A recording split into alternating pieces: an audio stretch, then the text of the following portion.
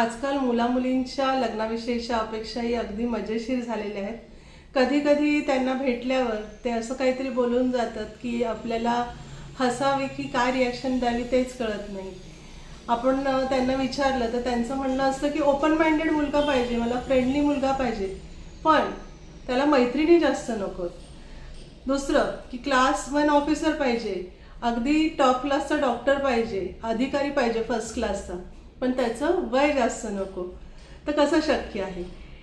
दुसरं मग त्याचं म्हणणं असतं की मला फॅमिली मॅन पाहिजे, अगदी फॅमिली ओरिएंटेड पाहिजे, पण तो एकत्र फॅमिलीमधला नको किंवा जॉईंट फॅमिलीमधला नको. मला अगदी वेल कल्चर मुलगा पाहिजे, पण त्याने रीतरिवाज जास्त पाळायला मला चालणार नाही, कारण मला सगळ्या रीतरिवाज येत पण नाहीत आणि मला पाळायला आवडत नाही. अजून आपण जर बघायला गेलो तर त्या म्हणतात की आम्हाला अगदी ओपन माइंडेड पाहिजे, आउटगोईंग पाहिजे, पण जास्त पार्टी करणारा नको, जास्त ड्रिंक्स घेणारा नको. खरंच ह्या अशा अपेक्षा ऐकल्यावर आपल्याला काय रिॲक्शन द्यावं तेच कळत नाही. मला तर प्रश्न पडतात. खरंच असं मजेशीर तुमच्या अपेक्षा आहेत. तुम्हाला काय वाटतं? आजकाल मुला-मुलींच्या लग्नाविषयीच्या अपेक्षाही अगदी मजेशीर झालेल्या आहेत.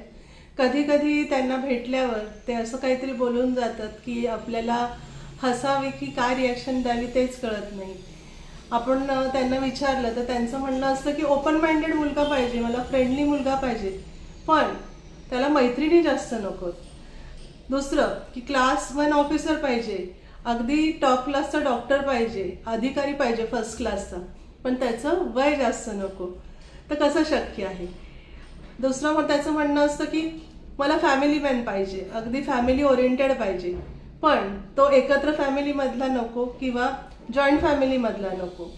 मला अगदी वेल कल्चर मुलगा पाहिजे, पण त्याने रीतरिवाज जास्त पाळायला मला चालणार नाही, कारण मला सगळ्या रीतरिवाज येत पण नाहीत आणि मला पाळायला आवडत नाही.